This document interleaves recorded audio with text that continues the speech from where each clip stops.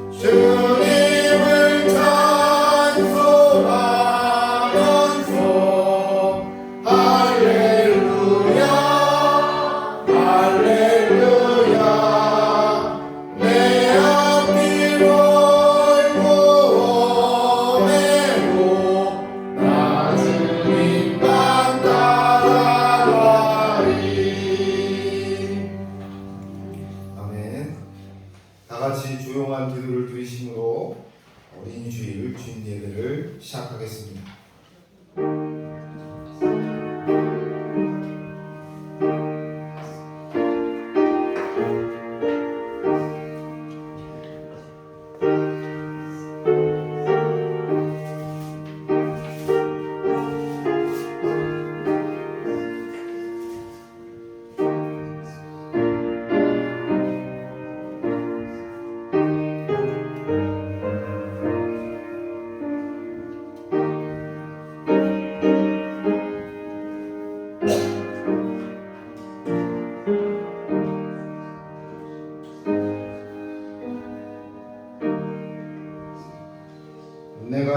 여호와께 바라는 한 가지 일, 그것을 구하리니 곧 내가 내 평생에 여호와의 집에 살면서 여호와의 아름다움을 바라보며 그의 성전에서 사모하는 그것이라.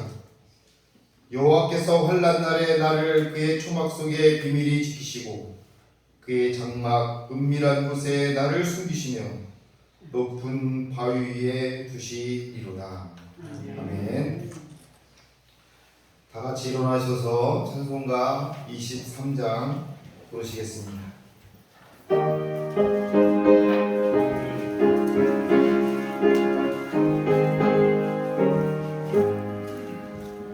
만민이 내게 있으면 그 입 떨어지고 내 구주 주시는 종을 늘 찬송하겠네. 내 은혜로우신 하나님 날 도와주시고 영광 널리 펴갈게 하소서. 내 주의 귀한 이름이 날 위로하시고 이 위에 음악 같으니 잠이라 때도다. 내 죄의 번세 깨뜨려 흑을 바꾸시고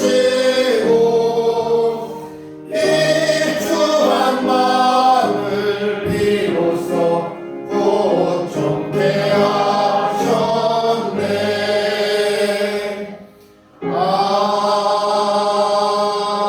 아멘.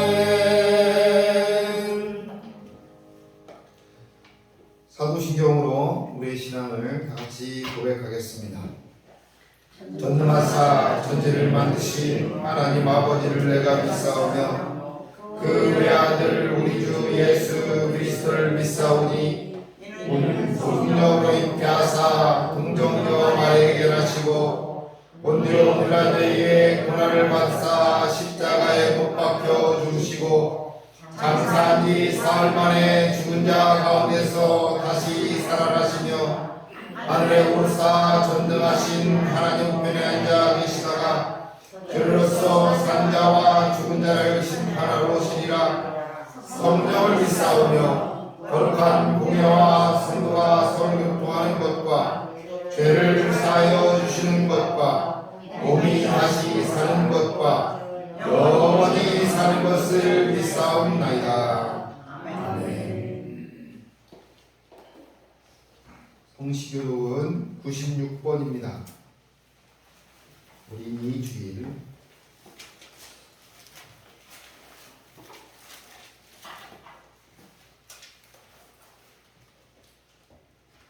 보라, 자식들은 여호와의 기업이요 젊은 자의 자식은 장사의 수중의 화살 같으니 이것이 그의 화살통에 가득한 자는 복되도다. 이르시되 진실로 너희에게 이르노니 너희가 돌이켜 어린아이들과 같이 되지 아니하면 결단코 천국에 들어가지 못하리라. 그러므로 누구든지 이 어린아이와 같이 자기를 낮추는 사람이 천국에서 승자리라. 또 누구든지 내 이름으로 이런 어린아이 하나를 영접하면 곧 나를 영접하니. 또 아비들아, 너희 자녀를 넓게 하지 말고 오직 주의 교훈과 훈계로 양육하라. 마땅히 행할 길을 아이에게 가르치라. 그리하면 늙어도 그것을 떠나지 아니하리라. 아멘. 찬송가 1장으로 하나님께 영광을 돌리겠습니다.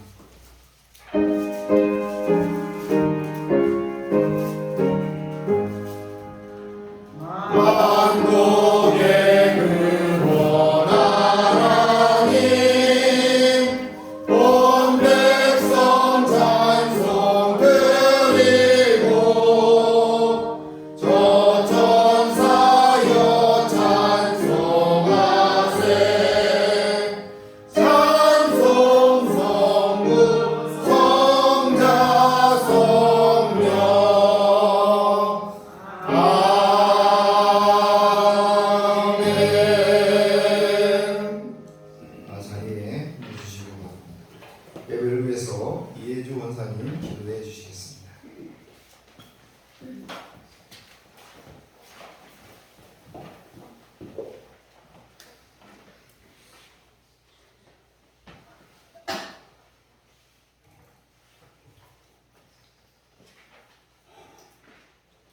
주여 하나님 아버지 감사합니다.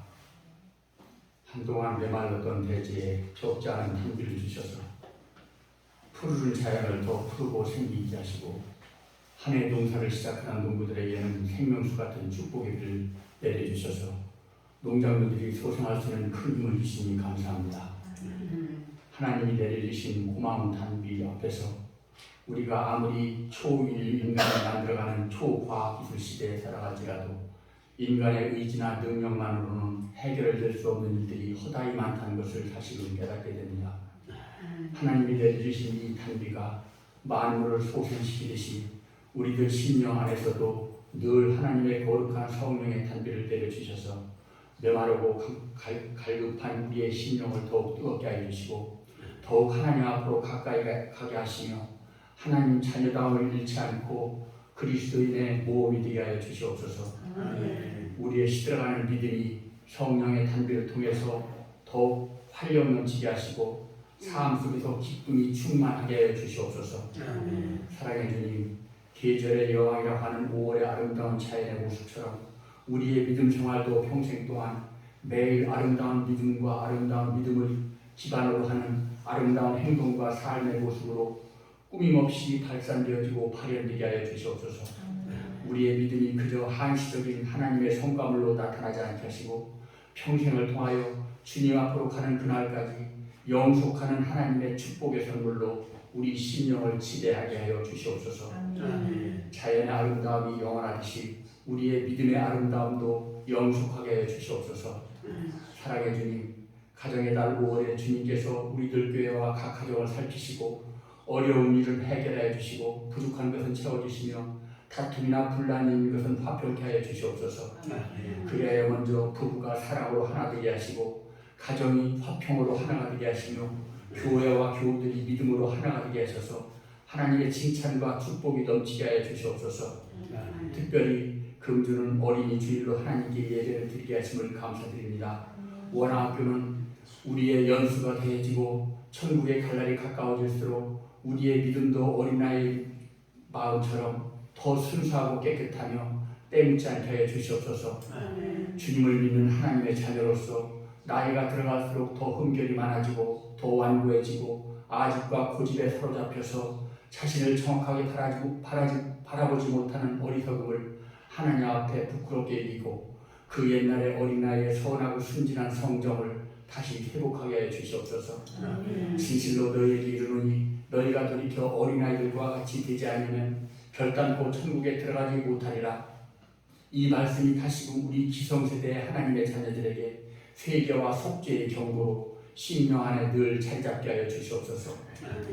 하나님의 자녀로서 어린이는 어른의 아버지라는 교훈적 메시지를 늘 심령 안에서 새기게 하시되 나이가 들어서 결코 어른이 아니요 성숙한 믿음과 삶이 동행할 때만이 진정한 어린임을 다시금 깨닫게 하여 주시옵소서. 어린이의 눈높이에서 그들을 이해하고 존중하며 사랑하되 어린이로부터 배우는 어른이 아니라 어른으로부터 배우는 어린이가 될 수 있도록 우리 믿음 생활을 하는 어른들이 먼저 매사의 삶의 점검이 되고 모범이 되게 하여 주시옵소서.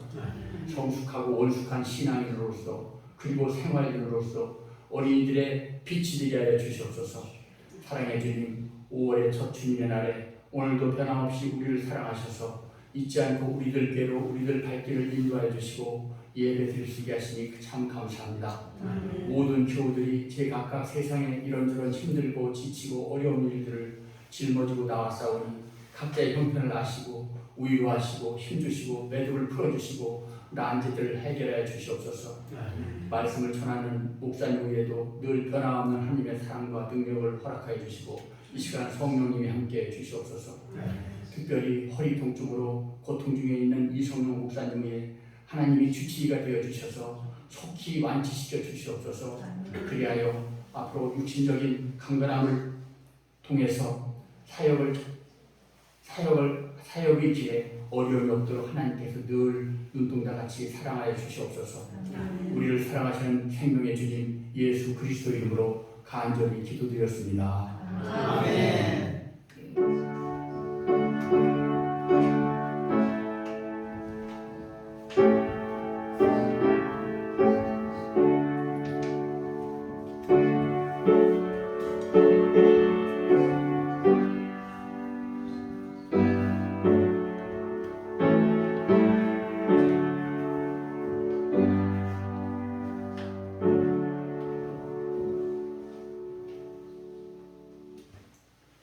주님이 가르쳐주신 기도로 영광을 돌리겠습니다. 하늘에 계신 우리 아버지여, 이름이 이름을 받으시오며 나라의 마옵시며 뜻이 하늘에서 이룬 것 같이 땅에서도 이루어지이다. 오늘날 우리에게 일용할 양식을 주옵시고 우리가 우리에게 죄 지은 자를 사하여 준 것 같이 우리 죄를 사하여 주옵시고 우리를 시험에 들게 하지 마옵시고 다만 악에서 구하옵소서.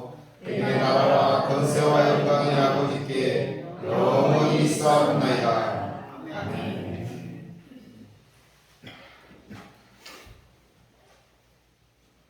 오늘 우리에게 주시는 성경 말씀은 에스겔서 3장 22절에서 27절까지 있는 말씀입니다.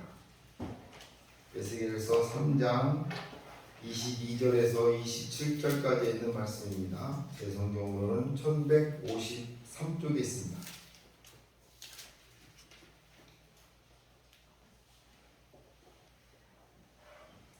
에스겔서 3장 22절에서 27절까지 있는 말씀 함께 읽겠습니다. 여호와께서 권능으로 거기서 내게 임하시고 또 내게 이르시되 일어나 들로 나아가라. 내가 거기서 너와 말하리라 하시기로 내가 일어나 들로 나아가니 여호와의 영광이 거기에 머물렀는데 내가 전에 그 발 강가에서 보던 영광과 같은지라.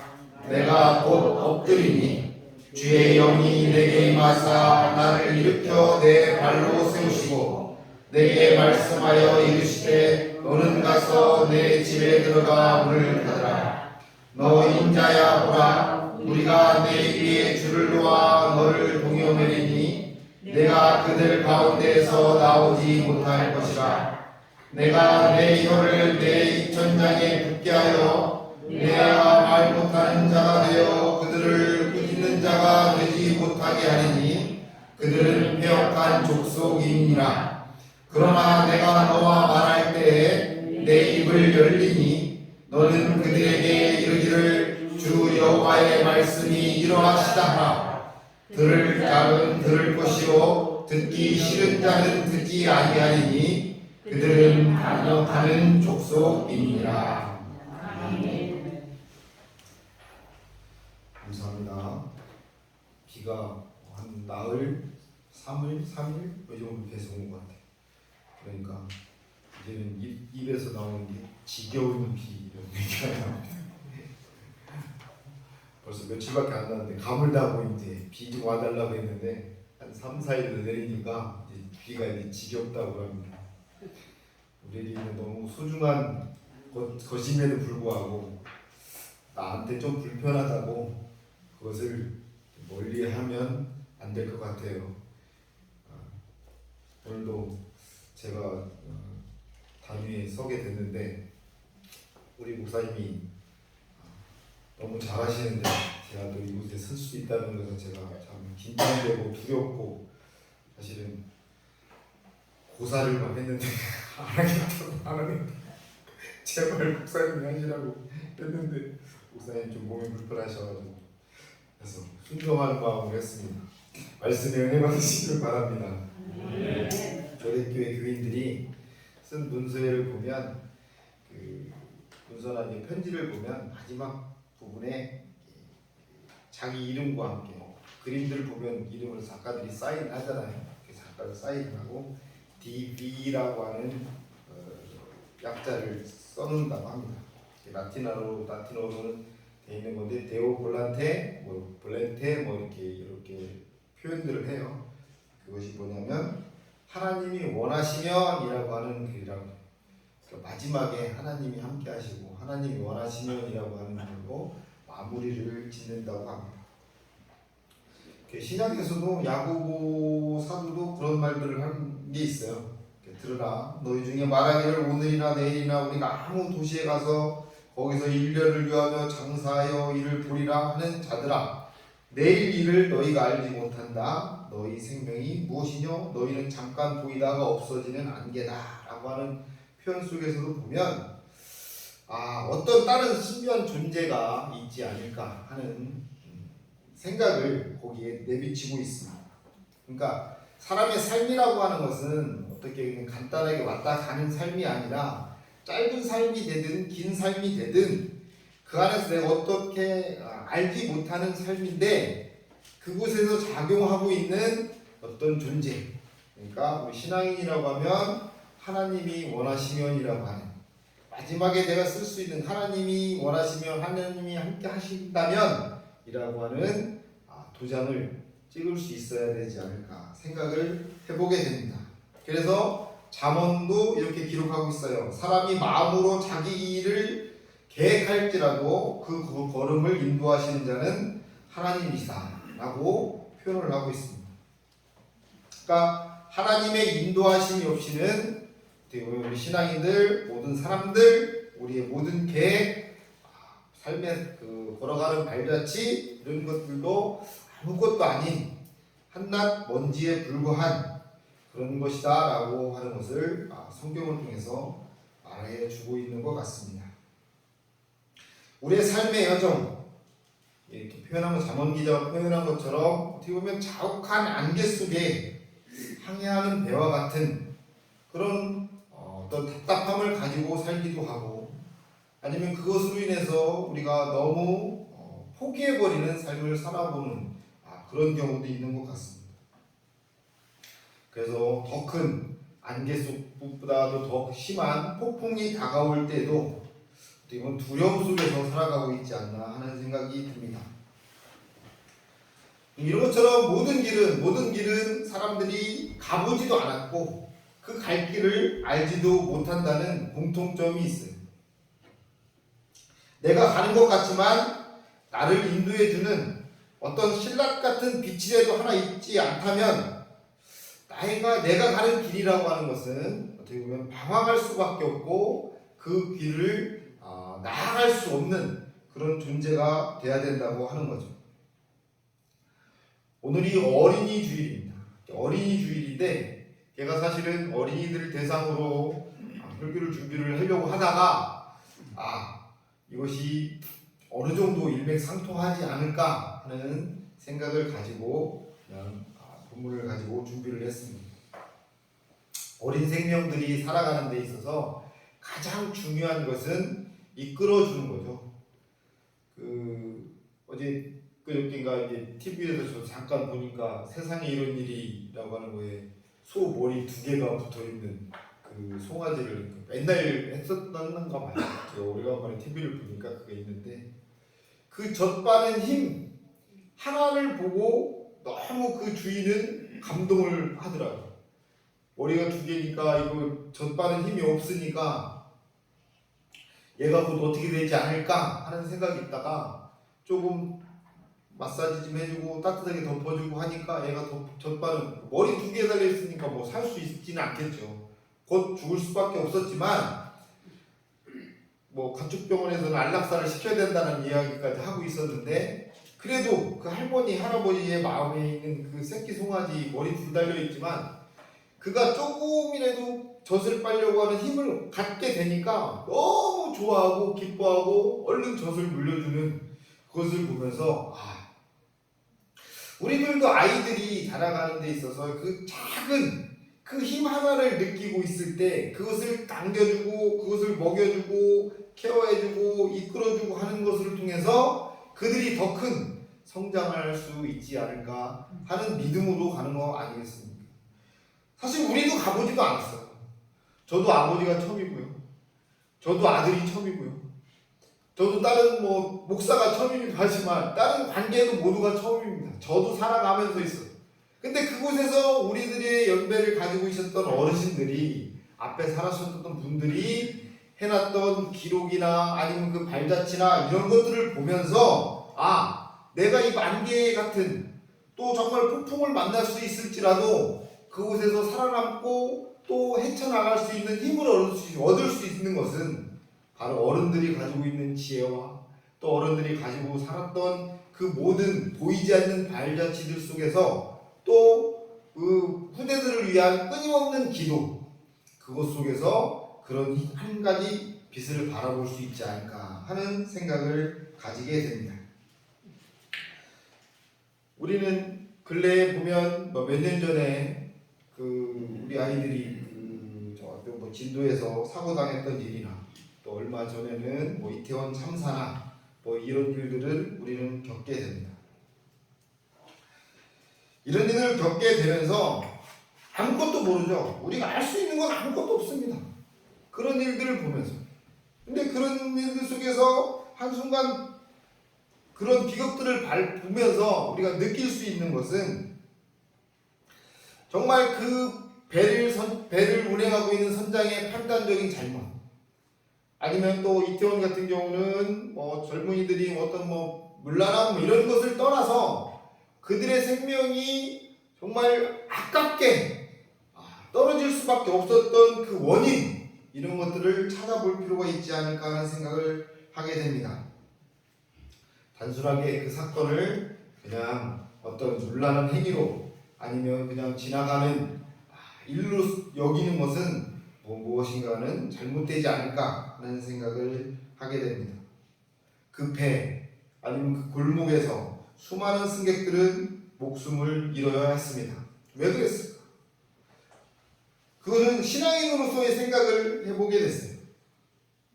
정말 안일한 대처, 어른들이 안일한 대처, 선장 아니면 그곳에 있었던 컨트롤 타워들이 가지고 있는 일들을 좀 더 세심하게 관리를 한다든가 보듬었으면 그런 일들이 벌어지지 않았을 건데 하는 일만의 생각을 하게 됐습니다. 그리고 그들도 책임이 있기도 한 건 사실이기도 하고요.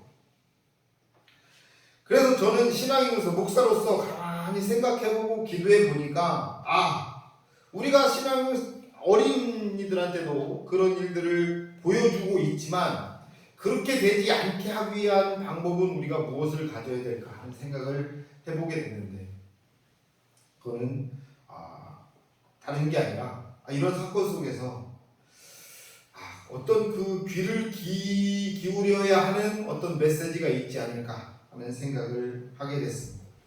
그래서 신앙인이니까 그래서 저는 이런 속에서도 하나님의 음성이 나에게 무엇인가를 말하고 있지 않을까 하는 생각을 하게 됐습니다. 그리고 어떤 일들을 함에 있어서 하나님의 음성에 우리가 귀를 기울여야만 이런 잘못된 판단, 잘못된 사고, 잘못된 선택으로 인해서 항로에서 벗어나고 다른 그 안개에서 폭풍을 만나서 침몰할 수밖에 없는 그런 여건들을 만들어가지 않을까 하는 생각을 하게 됐습니다. 그래서 우리는 하나님의 음성에 귀 기울여야 한다고 생각을 하게 됐습니다. 기독교인으로서 하나님을 삶의 중심으로 모시고 살아가고 있다고 생각하며 사는 것이 우리들의 삶의 모습인 건 분명합니다.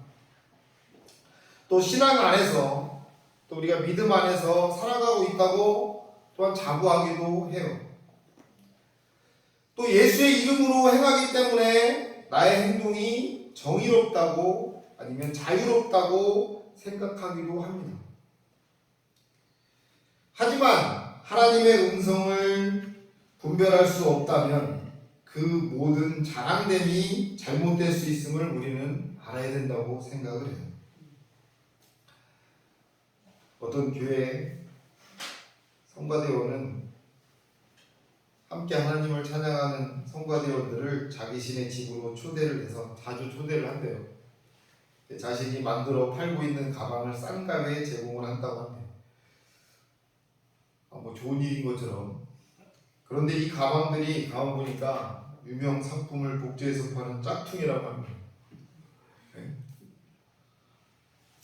하나님을 찬양하는 자리에서 또 함께 찬양하는 성가대원들에게 사랑을 베푸는 방법으로는 조금 잘못되었지 않을까 하는 생각이 듭니다. 그 사랑에 하나님의 뜻이 담겨있지 않을 거라고 생각해요. 또 어떤 유명 대중가수의 어머니는 동네에서 소문난 권사님이기도 하셨대요. 기도도 잘하고 전도도 열심히 하시고 봉사에 열심히 하셨다고 해요. 근데 이 권사님이 가게를 꾸려나가기 위해서 하루에 20시간을 넘게 부엌에서 일하시면서 지내셔야 했습니다. 또 자식을 잘 하기 위해서도 있겠죠. 그런데 그 권사님이 하시는 일이 꿀 만드시는 일이었대요. 요즘은 벌꿀이 없어가지고 꿀이 잘 안 나온다고 하는데, 그러니까 어떻게 했겠어요? 가짜 꿀을 만들었겠죠. 설탕을 좀 녹여서. 그 권사님이 가짜 꿀을 만들기 위해서 솥에 밤새 저으면서 불렀던 찬송이 뭐였겠어요? 내 주를 가까이 하게 하는, 은혜는 안 될 것 같습니다만, 나중에 목사가 된 그 가수는 또 그런 자신의 어머니를 화통한 어머니로 표현하고 있어요. 모두가 그런 세상에서 정말 우리가 예전에 먹고 살기 힘들 때 어떻게 보면 정당화시키는 방법으로 그런 이야기들을 했을지도 모르겠습니다. 믿음 좋은 권사와 같은 꿀 장사로 살아야 했던 그 삶의 척박함을 우리가 어떻게 보면 시대의 아픔이었다고 웃어 넘길 수 있었겠죠. 하지만 그냥 단순하게 웃어만 넘길 수는 없었던 사건이기도 한 것 같습니다. 도덕적으로, 윤리적으로 완벽해져야만 하나님의 말씀, 하나님의 음성을 따라 사는 삶은 아니라고 생각합니다. 하지만 우리가 삶의 순간순간마다 하나님의 뜻을 구하는 삶이 우리에게 있어야 한다는 것은 분명합니다. 우리가 하나님의 음성에 귀 기울여야 하는 가장 큰 이유, 그것은 하나님이 늘 우리와 동행하시고 나와 함께하고 계시기 때문입니다. 성경은 하나님의 뜻과 인간의 응답으로 이루어진 신앙인들의 역사라고 보여집니다. 근데 매번 보면 불순종과 배반이 이 안에 가득합니다. 이 안에 담겨져 있어요. 너무 많이 담겨져 있어요. 그나마 사랑으로 감싸시고 덮어주시는 하나님의 뜻이 있었기 때문에 우리는 다시 한번 하나님 앞에 나아갈 자격을 얻게 됩니다. 회개하고 나온 자들을 품으시고 용서하시는 하나님의 은혜 가운데 살던 주님의 백성들은 다시 죄와 타락의 길을 걷게 되고, 또 이를 돌이키시려는 하나님의 음성이 또 울려 퍼지고, 또 그 소리를 듣고 달려온 백성들의 회개가 순환되어지고 있는 역사가 바로 성경의 내용입니다. 이 성경을 통해서 우리가 알 수 있는 그것은 좀 전에 말씀드렸던 것처럼 하나님은 우리가 타락과 죄 앞에서 늘 반복된 삶을 걸어가고 살아가고 있지만 그 속에서 우리와 함께 하시며 우리를 애타게 부르시고 우리를 늘 구원의 방주 위로 올려주고 계시다라고 하는 사실입니다. 그래서 우리는 때때마다 하나님의 음성에 귀 기울여야 할 필요가 있는 것이죠. 하나님의 음성에 귀 기울여야 하는 또 한 가지 이유는 하나님의 음성을 듣는 것이야말로 우리의 신앙생활의 가장 중요한 지침이 되기 때문입니다. 전도서 기자는 일의 결국을 다 들었으니 하나님을 경외하고 그 명령을 지킬지어다. 이것이 사람의 본분이라 라는 말로, 그러니까 하나님의 음성을 듣는 일이 우리의 신앙생활에 미치는 영향에 대해서 말해주고 있는데, 하나님의 음성을 듣기 위해서 우리는 때때로 순간순간 선택해야 되는 우리의 상황들이 우리에게 놓여지게 됩니다. 그렇다고 우리가 살아가는 데 있어서 경험이나 지식이나 지혜나 우리가 보고 듣는 모든 것들을 불필요하다고 생각한 하늘에서만 들려오는 소리를 들어야 됐기 때문에 그것이 불필요하다고 얘기할 필요는 없습니다. 그것이 하나님의 영역이기 때문에 그 모든 것들이 필요 없다고 얘기할 필요는 없습니다. 그 모든 것들도 하나님이 우리를 바른 길로 가게 하기 위한 중요한 자료로 삼고 계시기 때문입니다. 사도 바울은 말하기를 우리가 이것을 말하거니와 사람의 지혜에 가르친 말로 아니하고 오직 성령의 가르치신 것으로 하니 신령한 일은 신령한 것으로 분별하느니라 라고 하는 것도 하나님이 우리와 함께 하시면서 내려주시는 음성이지 우리와 동떨어져서 내려주시는 음성은 아니다라고 하는 사실입니다. 또 하나님의 음성에 귀를 기울여야 하는 이유 중에 다른 한 가지는 우리의 삶이 불확실한 미래 앞에 놓여 있다는 것입니다. 끝이 분명한 지나간 연속극처럼 우리 다음에는 어떻게 될 거야? 저기는 누구는 어떻게 될 거야? 라고 하는 예상할 수 있는 그런 미래라면 우리의 앞날을 알 수 있다면 굳이 염려하고 하나님의 뜻을 구할 필요가 없을 거예요. 하지만 우리의 미래는 항상 우리의 선택을 기다리고 있습니다.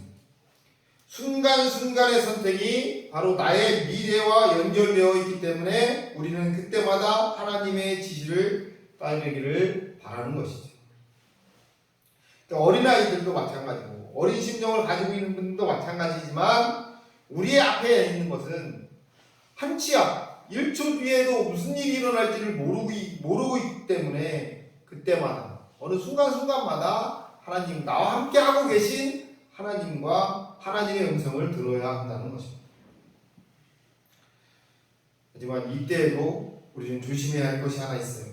진정으로 하나님의 뜻을 구하는 것인지 아니면 나의 뜻을 확인하는 것에 대해 깊이 생각할 필요가 있습니다. 많은 경우 우리는 내가 정해놓은 뜻에 하나님께서 확인 도장을 찍어주시기를 바라는 경우가 있습니다. 그것은 어떻게 할 수 있어요? 그것은 아주 간단합니다. 그것은 내가 포기할 수 있을 때 가능해집니다. 앞에 져 있는 내 어떤 중요한 것을 내가 포기할 수 있다라고 하는 결단을 내릴 수 있겠다라고 한다면 그것은 하나님의 음성으로 들으셔도 된다고 저는 생각합니다. 그 욕심을 사람은 놓지를 못하는 것이죠. 하나님이 안 되라고 하실 때 그 말씀에 순종할 준비가 되어 있는가를 물어보면 돼요. 다시 말씀드리면 좀 전에 했던 것처럼 포기할 수 있어? 라고 할 때 포기할 수 있을 때 그때 내가 들을 수 있는 자리가 순종할 수 있는 자세가 된다는 것. 내가 계획하고 정말 좋은 기회가 나한테 오고 이것 아니면 안 된다고 생각했는데 또 그 길로 가면 분명히 성공이 보이고 어마어마한 부가 따르고 아니면 다른 어떤 커다란 혜택이 나를 감싸고 있다고 생각되는데 그것을 내가 포기할 수 있다? 라고 결단을 내릴 수 있다면 그 준비가 되어 있다면 우리는 그것을 하나님의 음성을 들을 수 있는 준비가 되어 있다라고 말씀드릴 수 있겠습니다. 만약 내가 그렇지 못하다면 우리는 여전히 하나님의 음성을 들을 준비가 되어 있지 않다고 보는 겁니다. 내 것을 포기할 수 있어야 내 것을 내려놓을 수 있어야 진정 내가 하나님의 음성을 들을 수 있다고 하는 것이죠. 그래서 우리는 성경을 자꾸 보자고 하는 거예요. 그래서 성경에는 많은 사람들이 하나님의 음성에 귀 기울여 왔잖아요. 하나님의 음성을 직접 듣기도 했잖아요. 성경을 읽어보면 때로는 오늘 읽는 것처럼 선지자나 예언자의 음성을 통해 많은 백성들에게 또 개인에게 들려주기도 했습니다. 또 야곱처럼 또 꿈과 환상을 통해서 들려주기도 했어요. 또 천사를 통해서 또 아니면 다른 상징물을 통해서 또 동물이나 다른 계기를 통해서 들려오게 하기도 하셨습니다. 하나님의 음성이 울려 퍼지는 방법은 이렇게처럼 다양합니다. 우리에게 다 들려오는 소리는 많이 있어요. 하지만 그 상황에는 공통점이 하나 있습니다. 성경에서는 얘기하는 거예요. 성경에서는 그 상황이 마지막까지 갔을 때 들려오는 거예요. 결국 내가 마지막까지 몰렸을 때 하나님의 음성에 대한 간절함이 생긴다고 하는 거죠. 사람이라고 하는 거예요. 끝자리에 갔을 때. 하지만 우리가 예배를 보고 교회를 다니고 말씀을 듣고 배우고 공부하는 이유는 마지막 끝자리까지 가면 너무 불행하잖아. 그러지 말고 그 전에 우리가 사는 삶의 방법에서 조금 더 하나님의 음성을 자주 듣고 내가 끝에 가서 듣기보다는 내가 앞에 있을 때 포기하며 들을 수 있다면 성경에서 이야기했던 끝자리에서 들렸던 그 하나님의 음성이 내가 지금 살고 있는, 내가 지금 걸어가고 있는 이 발걸음 속에서 함께하고 있는 하나님의 음성을 들을 수 있지 않겠느냐라고 하는 것이 성경의 주된 요지라고 저는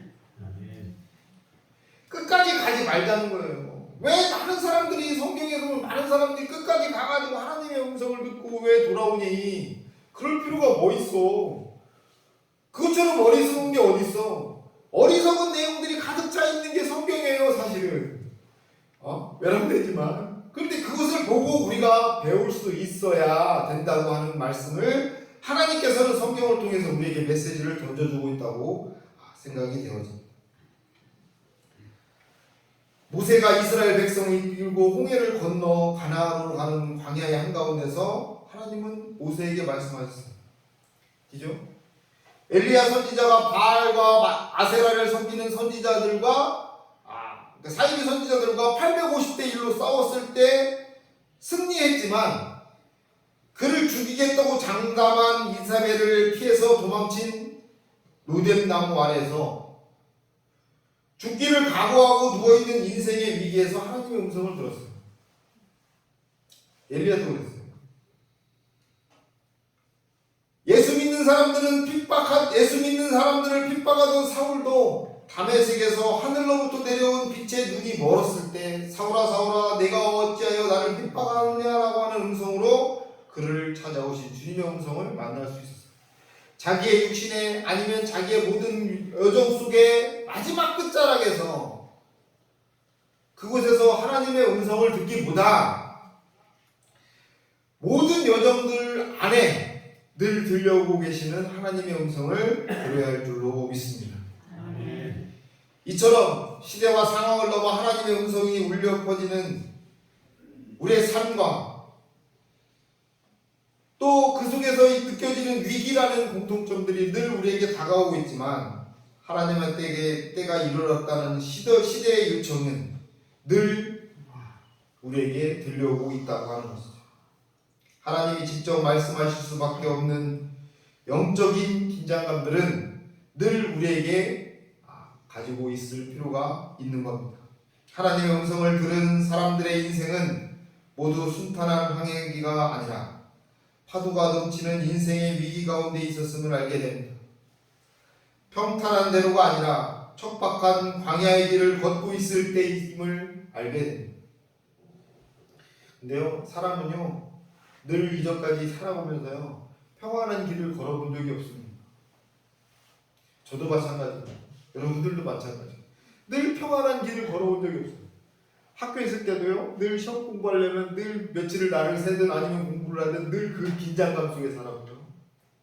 또 우리가 살아가는 데 있어서 어느 순간 위기도 있고요, 사업하는 데 망할 때도 있고요, 몸이 아플 때도 있고요, 늘 어떤 때도 위기들이 나셨어요. 개인적으로는 늘 마지막이라고 생각하면서 개인적으로 아프고 고통스럽고 어렵게 살아갑니다. 근데 그게 삶이에요. 늘 그렇게 왔어요. 근데 그 안에서 늘 마지막 위기가 아니라 그것을 위기가 아니라고 믿어왔기 때문에 끝에까지 가는 것이죠. 그렇지만 그 안에서 우리의 믿음의 사람들은 하나님께서 함께하고 계시고 있다고 하는 사실, 그 안에서 주님의 음성을 들을 수 있다고 하는 믿음을 가지고 있어야 그 순간순간 어려워진 순간순간을 극복하고 이길 수 있는 것이죠. 성경 시대를 살던 사람들은 하나님의 말씀을 한 인격체로 대했습니다. 기록된 말씀도 인격체로 되어든 사람들에게 들려오는 말씀은 감히 근접할 수 없는 위험과 두려움의 대상이었습니다. 그들에게는 말씀 앞에 설 때 사람들은 죽음을 각오하고 서게 됩니다.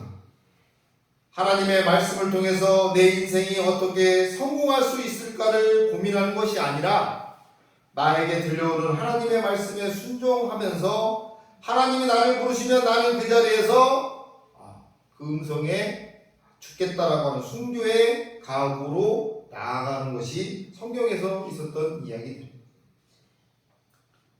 모세가 시내산에서 하나님의 음성을 듣고 있을 때 밑에서 기다리던 백성들은 모세가 너무 안 내려오니까 죽었나 저 산에 올라가서 생각을 했어. 하나님의 음성을 들을 때 우리는 점쟁이의 점괘를 보러 가는 것이 아닙니다. 나를 내려놓고 하나님의 음성에 순종하겠다는 인생의 절박함과 믿음의 충만함으로 주님 앞에 나아가는 것입니다. 오늘 본문에 있는 들로 나아가라고 하는 에스겔 선지자가 어떤 에스겔서에서 에스겔 선지자의 활동 기간은 기원전 600년경이라고 해요. 그러니까 이스라엘은 북쪽으로는 이스라엘로 남쪽은 유대로 나누어진 그 역사적인 아픔이 있었습니다. 우리처럼 지금처럼 분단의 아픔이었었죠. 하지만 북왕국 이스라엘은 결국 북쪽은 멸망했고 또 유다만이 유대민족의 명맥을 유지하고 있었어요. 하지만 그것도 바벨론의 계속되는 침공으로 무너지게 돼요. 주변에서 자꾸 이제 전쟁을 시도해 옵니다. 많은 사람들이 바벨론의 포로로 잡혀가게 됩니다. 포로로 잡혀간 상태에서 선지자로 부름을 받은 에스겔은 하나님의 음성을 환상을 통해 듣게 되고 비록 바벨론의 포로로 잡혀 있지만 하나님 나라가 임하는 환상을 보게 됩니다. 그래서 오늘 말씀이 바로 하나님이 에스겔을 들로 부르시는 장면으로 시작하고 있는 것이죠.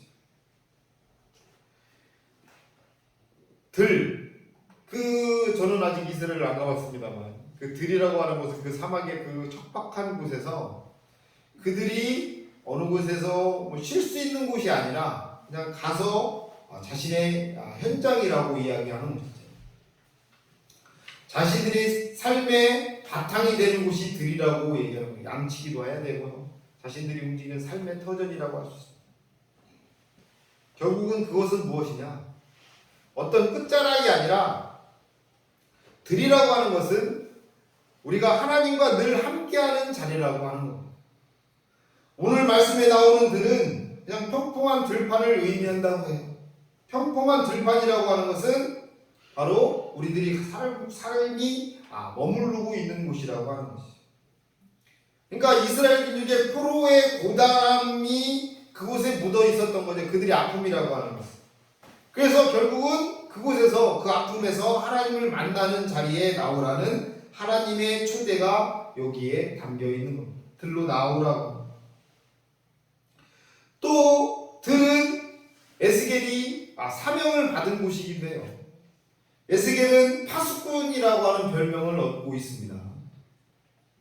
영적으로 깨어 있어서 유다 민족을 위해서 하나님의 뜻을 전하는 일이 에스겔에게 주어졌습니다. 그러니까 파수꾼이라고 하는 것은 보초를 서고 있는 거잖아요. 그러니까 깨어 있는 게 주 업무입니다. 깨어 있어야 어떻게든 적이 나타나든 아니면 다른 상황들을 전달해 줄 수 있게 되는 것이지. 인제나 내가 너를 이스라엘 민족의 파수꾼으로 세웠으니 너는 내 입의 말을 듣고 나를 대신하여 그들을 깨우쳐라.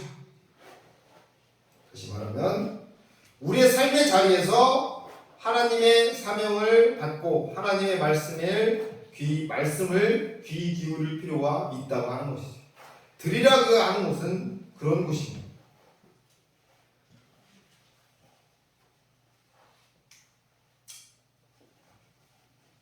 이제 들은 하나님은 에스겔에게 말씀하십니다. 그 들에서. 그러니까 우리가 살고 살아가는 중요한 터전이기도 하고 또 그곳에서 우리가 삶을 살아가는 어떤 방법이나 일들을 받는, 그러니까 사명을 받는 곳이기도 한 자리를 우리는 그곳에서 하나님의 음성을 들을 줄 알아야 된다고 하는 것이죠. 하나님의 말씀은 전하는 자에게 달린 것이 아니라 듣는 자에게 달려 있습니다. 에스겔이 외치는 예언의 메시지들은 들을 귀가 있는 자에게는 하나님의 말씀이지만 듣기 싫은 자에게는 공허한 메시지밖에 되지 않는다는 것을 성경은 이야기하고 있습니다. 예수님도 비유로 말씀하시고 들을 귀 있는 자는 들을지어다 라고 말씀하셨습니다. 또 이르시되 들을 귀 있는 자는 들으라 말씀하시기도 했고, 또 마태복음에서는 내가 저희에게 비유로 말하기를 저희가 보아도 보지 못하고 들어도 듣지 못한다, 깨닫지 못한다 라고 말씀하고 계시기도 합니다.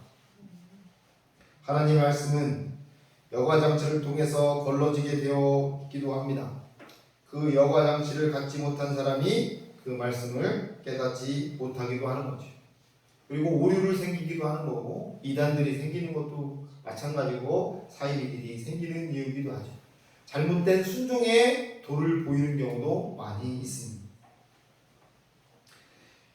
하지만 여과장치를 가진 사람은 그 말씀을 생명의 말씀으로 받을 수 있습니다. 우리에게 그 말씀의 여과장치를 해놓으신 것은 바로 사랑이라고 하는 것이죠. 맹목이 아니라 사랑이라고 하는 겁니다. 에스겔은 하나님의 말씀을 듣습니다. 그리고 순종합니다. 3장에 보면 그의 앞에 펼쳐진 두루마리 책을 먹으라는 것이었어요.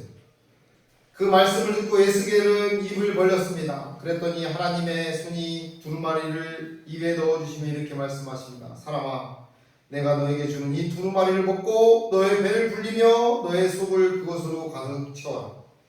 그것을 먹고 난 에스겔은 그것이 나의 입에 꿀같이 달았다라고 고백을 합니다. 예언자 에스겔은 하나님의 말씀으로 자신의 내면을 가득 채운 후 나아가 하나님의 말씀을 전하기 시작했습니다. 그가 전한 말씀은 억지로 만들어내는 것이 아니라 자기 생각을 말하는 것도 아니었습니다.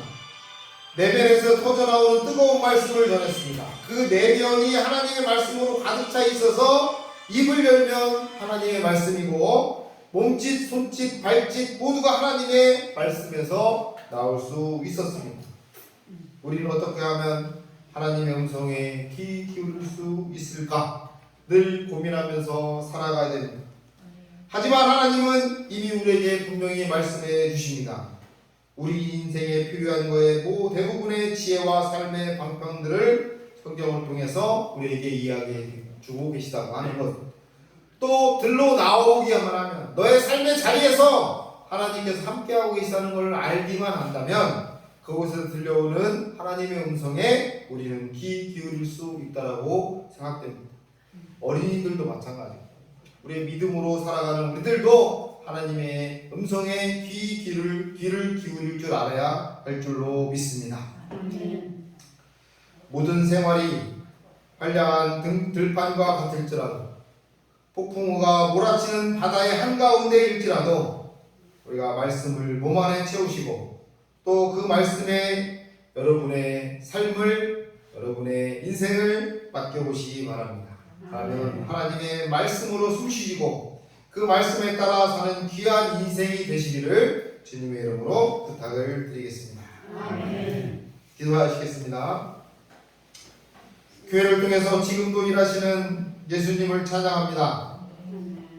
그리스도의 몸된 교회를 통해서 복음을 듣고 생명을 얻고 위로를 얻고 소망이 있음을 확인시켜 주시니 감사를 드립니다.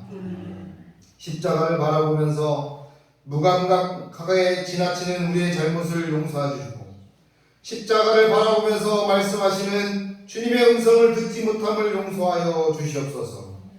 십자가를 바라볼 때 예수님의 눈물을 느끼게 하시고 예수님의 애타는 마음을 느끼게 하시고 우리를 구원하시는 하나님의 능력을 경험하게 하여 주시옵소서. 우리가 모인 믿음의 공동체가 평안하게 하여 주시옵소서. 우리 안에서 하나님의 임재를 경험하게 하여 주시옵소서. 하나님의 능력을 경험하게 하여 주시옵소서. 하나님의 영광으로 가득 차게 하여 주시옵소서. 교회의 머리가 되시는 예수님의 이름으로 간절히 기도드립니다.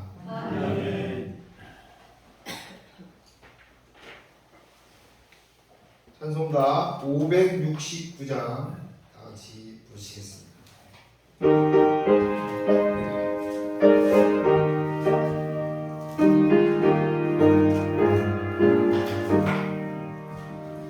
선한 목자 되신 우리 주 항상 인도하시고 푸른 풀밭 좋은 곳에서 우리 먹여주소서. 선한 목자 구세주여 항상 인도하소서. 선한 목자 구세주여 항상 인도하소서. 양의 문이 되신 예수여 우리 영접하시고 길을 잃은 양의 무리를 항상 인도하소서. 선한 목자 구세주여 기도 들어주소서. 선한 목자 구세주여 기도 들어주소서. 흠이 많고 약한 우리를 용납하여 주시고 주의 넓고 크신 은혜로 자유롭게 하셨네. 선한 목자 구세주여 지금 나아갑니다. 선한 목자 구세주여 지금 나아갑니다. 일찍 주의 뜻을 따라서 살아가게 하시고 주의 크신 사랑 베푸사 따라가게 하소서. 선한 목자 구세주여 항상 인도하소서. 선한 목자 구세주여 항상 인도하소서.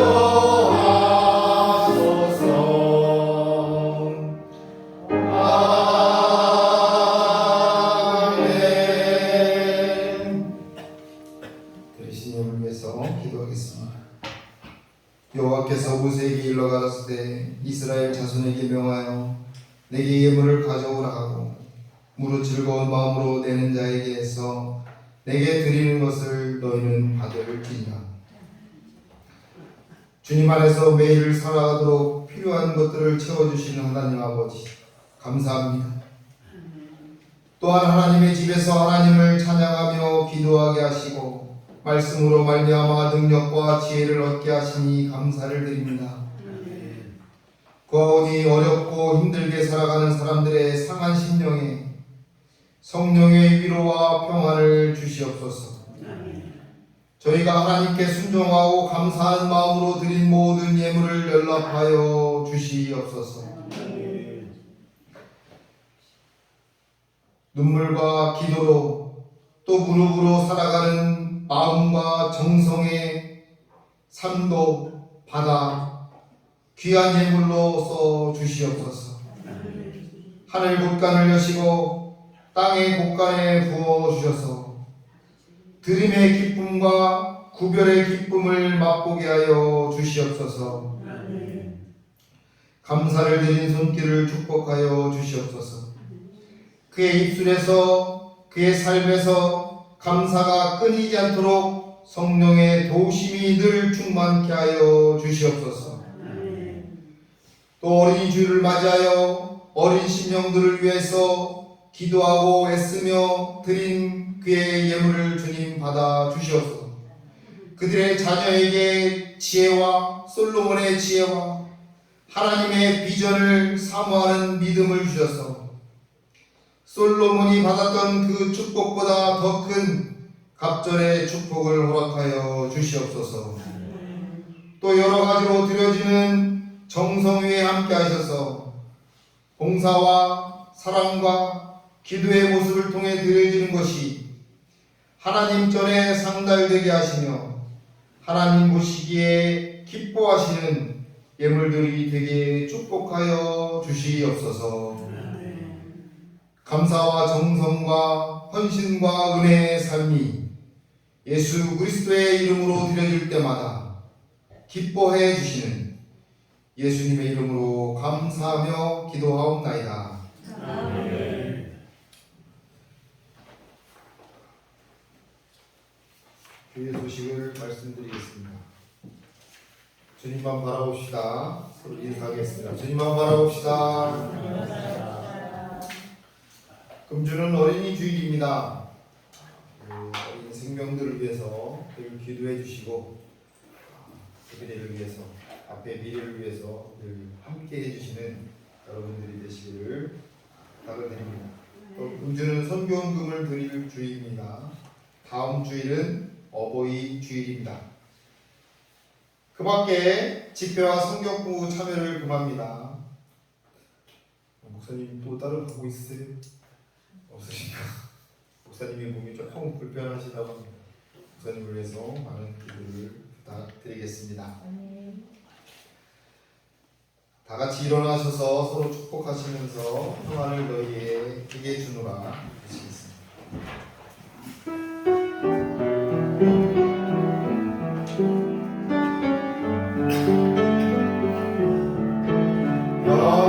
평안을 너에게 주노라. 세상이 줄 수 없네. 세상이 할 수 없는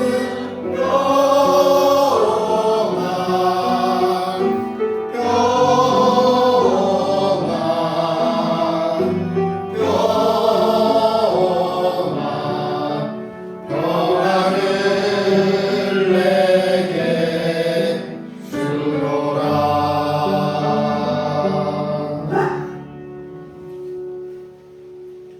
오직 성령이 너희에게 임하시면 너희가 권능을 받고 예루살렘과 온 유대와 사마리와 땅끝까지 이르러 내 증인이 되리라. 우리가 주의 주인이 되겠습니다. 성부와 성자와 성령 삼위일체 되시는 하늘 아버지의 크신 은혜와 깊은 사랑이 오늘 주의 전에 나와 예배를 드리고 이제 자신의 삶을 향해 나아가는 사랑하는 모든 성도들과 그의 자녀와 가정과 사업장 위에 늘 함께 하옵시기를 간절히 축원하옵나이다. 아멘.